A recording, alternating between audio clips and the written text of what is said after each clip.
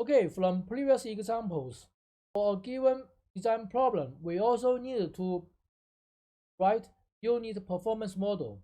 For example 1.1, we have the reactor performance model and the flash unit performance model. Now, if the unit is selected, then we should impose those unit performance model for each unit, right? However, if this unit is not selected, then what we should do with this unit performance model? Should we still impose them or should we remove them? If we want to remove them, then how can we remove them to make sure if the unit is selected, then this unit performance model should be imposed? Before we answer these questions, let's consider one example first. In this example, there are two parallel reactors. One is plug flow reactor, the other is a CSTR reactor. The reaction kinetics is given. In both reactors, the reaction is first order reaction, and the volumetric flow rate must be greater than 6 meters cubed per second. If the PFR reactor is selected, then we can write this PFR reactor performance model, and also we can write inequality constraints to ensure the volumetric flow rate should be at least 6, and the volume of the reactor, inlet flow rate, outlet flow rate for each component should be within the lower and upper bounds. If this reactor is not selected, then all continuous variables like volume, like inlet flow rate, outlet flow rate of each component should be 0. We already discussed this, right? Similarly, if the CSTR reactor is selected, then we have the performance model and also the constraint to ensure the volumetric flow rate should be at least 6, and also the volume, the inlet flow rate, outlet flow rate of each component should be within lower and upper bounds. If the CSTR reactor is not selected, then all continuous variables should be 0. We can define two integers, y1 and y2. If PFR reactor is selected, then y1 is equal to 1, otherwise y1 is equal to 0. Similarly, if CSTR reactor is selected, then y2 is equal to 1, otherwise y2 is equal to 0. y1 and y2 can only take value 0 or 1, so y1 and y2 are also binary variables. If we have this logical condition, except only one reactor is selected, then we can write y1 plus y2 is equal to 1. Then we can also use the binary variables to model the continuous variables. So we can write these constraints to ensure if y1 is equal to 0, all continuous variables will be 0. Now, let's look at the reactor performance model and the constraint used to ensure minimal volumetric flow rate in the reactor. Let's look at the PFR reactor first. When the PFR reactor is selected, then we have these three constraints. The first two equations are this PFR reactor performance model, and this constraint is used to ensure minimal volumetric flow rate. We can move the left-hand side term to the right-hand side, then we get this one. If the PFR reactor is not selected, we already make sure all continuous variables will be 0. Then in this case, we need to check these three constraints are satisfied or not. As we can see, the first and the second equations are satisfied. For instance, the first equation, this one is 0, this one is 0, this one is 0. 0 minus 0 is equal to 0, so it is satisfied. In the third constraint, we have 6 minus 0, 0, 6 minus 0 less than or equal to 0. It is not satisfied. The left-hand side is equal to 6. The right-hand side is equal to 0. 6 cannot be less or equal to 0. So the third constraint is not satisfied.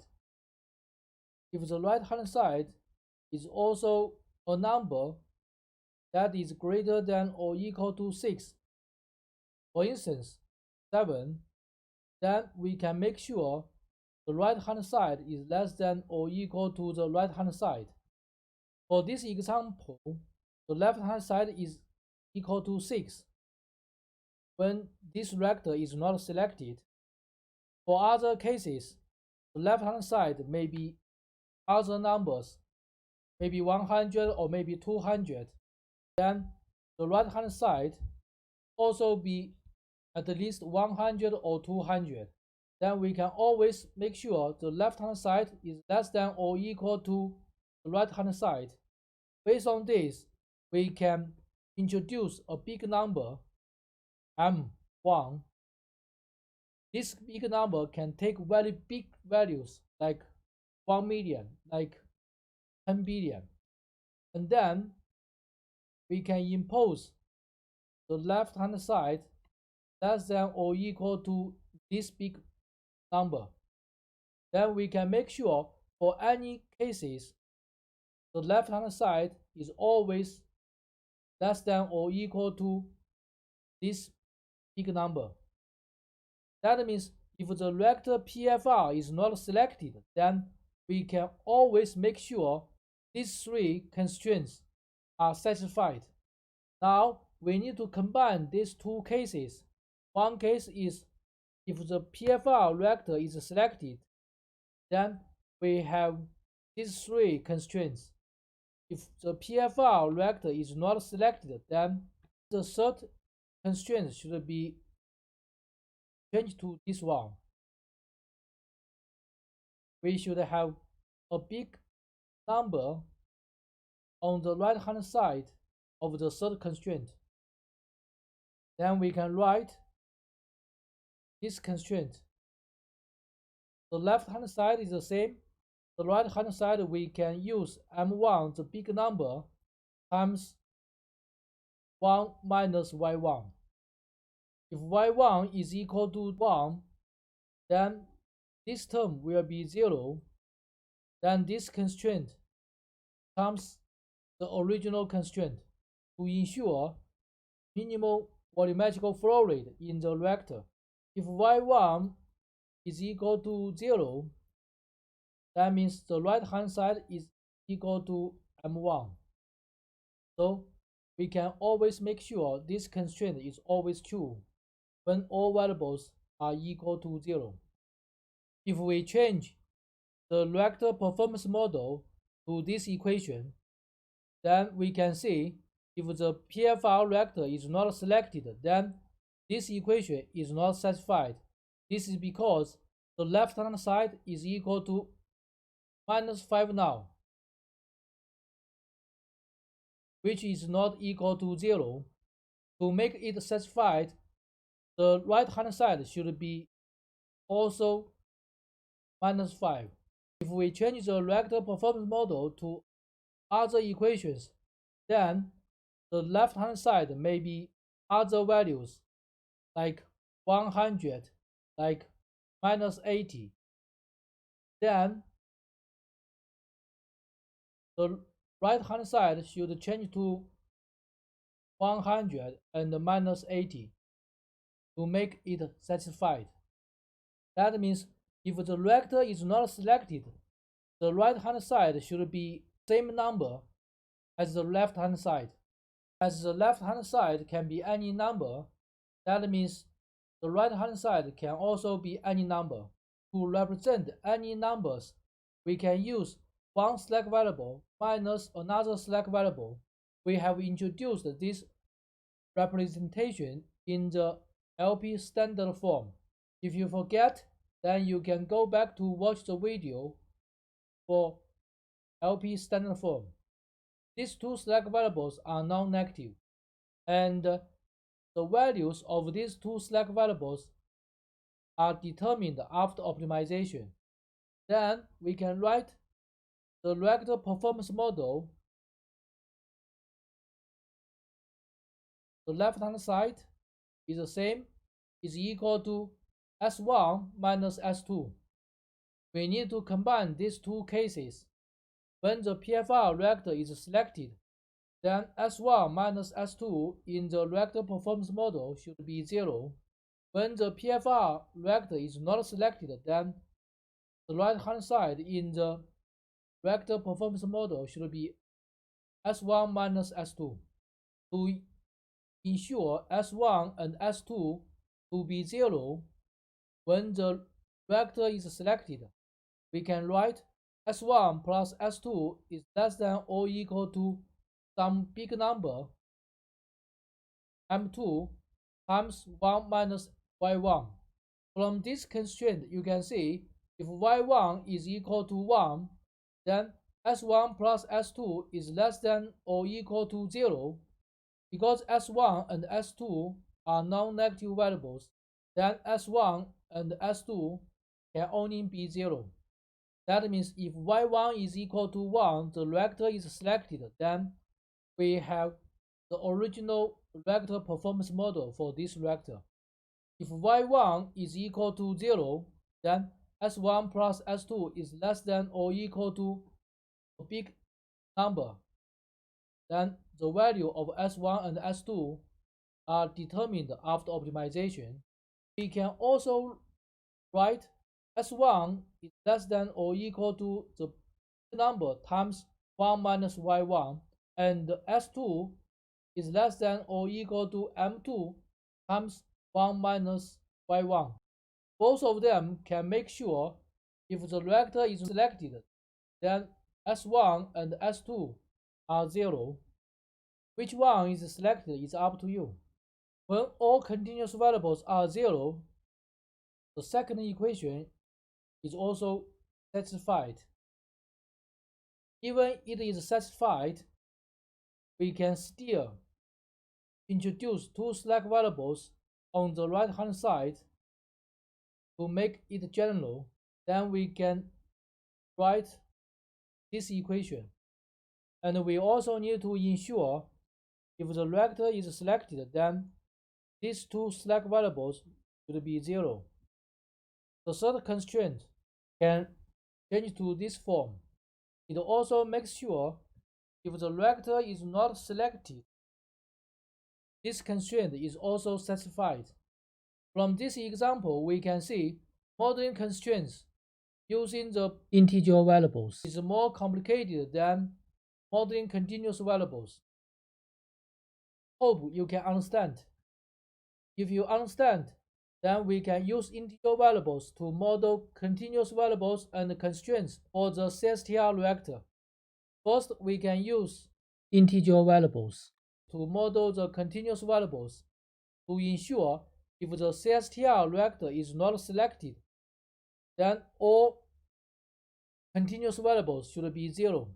Similarly, if the CSTR reactor is selected, then we have the reactor performance model and the constraints to ensure minimum volumetric flow rate in the reactor.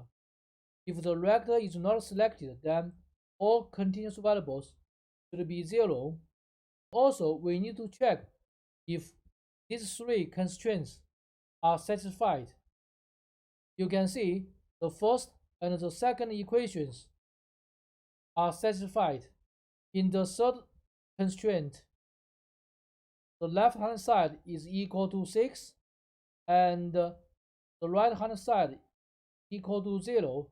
So 6 is not less than or equal to 0. That means the third constraint is not satisfied. We can use a big number to change the right-hand side 0 to the big M number times 1 minus Y2. Then you can see if Y2 is equal to 1, that means the reactor is selected, Then we have the original constraint to ensure minimum volumetric flow rate in the reactor. If y2 is equal to 0, then the left-hand side is equal to 6. 6 is always less or equal to a big number. That means this constraint also satisfied. Even the first and the second equations are satisfied, we can also use two slack variables to replace the 0 on the right hand side. And then we need to make sure the slack variables are 0 if the reactor is selected. Finally, we can get these constraints for the CSTR reactor using integer variables. Based on this example, we can see if a process unit does exist, then constraints related with this unit should be activated. That means we should have the original unit constraints. If the process unit does not exist, then all constraints related with this unit should be deactivated using stack variables. For instance, we have equality constraints hx is equal to 0. Then we can introduce two slack variables s1 and s2 and use these two slack variables to replace the right hand side 0, and we can get this one. And we also make sure if the processing unit is selected, then these two slack variables should be 0. That means the constraints related with this processing unit are activated. If the processing unit is not selected, then hx is equal to the difference of these two slack variables. The value of these two slack variables are determined after optimization. That means hx may not be equal to 0. In other words, the constraints hx is equal to 0 related with this processing unit are deactivated. For inequality constraints, gix less than or equal to 0, we just need to use the big M value times 1 minus the integer variable and use this term to replace the right hand side 0. Then we can have this one. When this unit is selected, yi is equal to 1, then gix is less than or equal to 0. That means the inequality constraints related with this unit are activated. When this unit is not selected, yi is equal to 0, then gix is less than or equal to u2i is always valid, as the right hand side is u2i not equal to 0. That means the original inequality constraints gix is less than or equal to 0 related to this unit are deactivated. Now let's do one exercise to test your understanding. If a process unit 1 does exist, then we have this constraint for the unit. If process unit 1 does not exist, then the continuous variables related with this unit are 0. We define a binary variable y1 to denote if the processing unit 1 exists or not.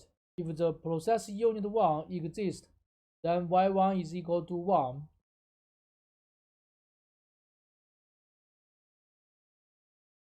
If the processing unit 1 does not exist, then y1 is equal to 0. Then we can use a big number times 1 minus 1 to replace the right hand side 0. then we get this one. Then you can see if y1 equal to 1, then this one becomes to the original constraint.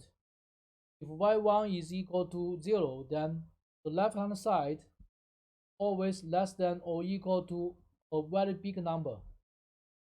We also want to make sure if the processing unit 1 does not exist, then x2 and x3 are 0, then we can write these two constraints to ensure this condition.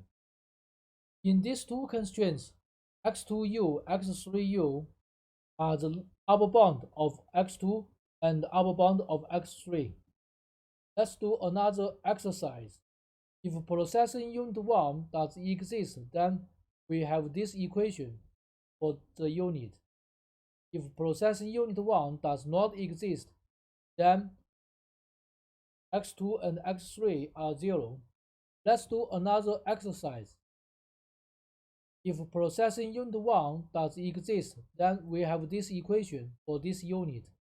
If processing unit 1 does not exist, then continuous variables x2 and x3 are 0. First, we define a binary variable y1 to denote if the processing unit 1 exists or not. If this unit exists, then y1 is equal to 1, otherwise is equal to 0. This is an equation.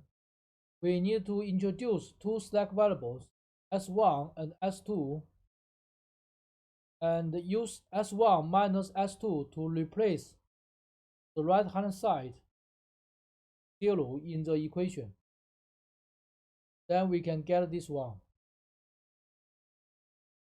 And also, we want to make sure if the unit is selected, then these two slack variables should be 0. Then we can have this one to make sure.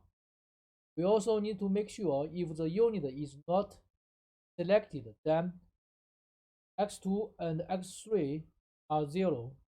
So we have these two inequality constraints.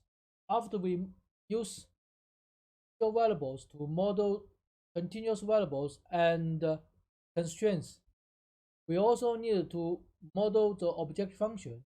In a design problem, the objective function is usually economical potential, that is, revenue from sale of products minus total annualized cost.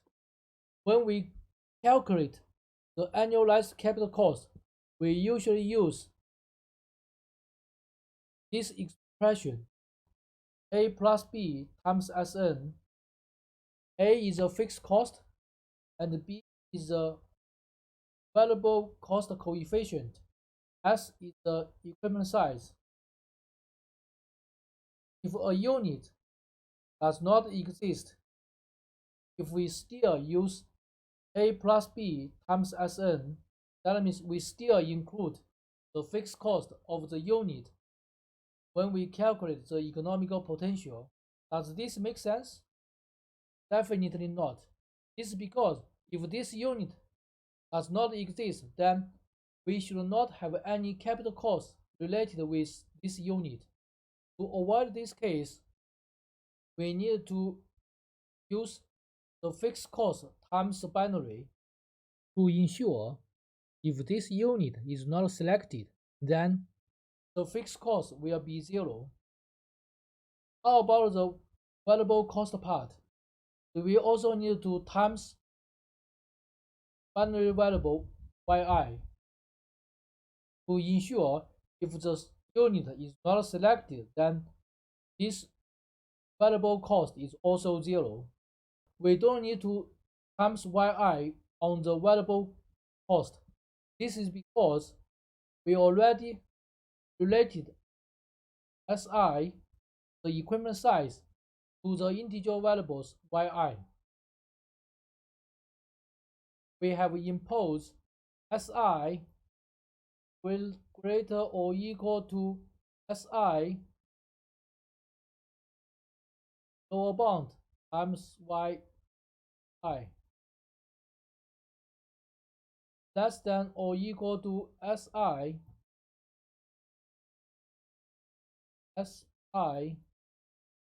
upper bound times yi.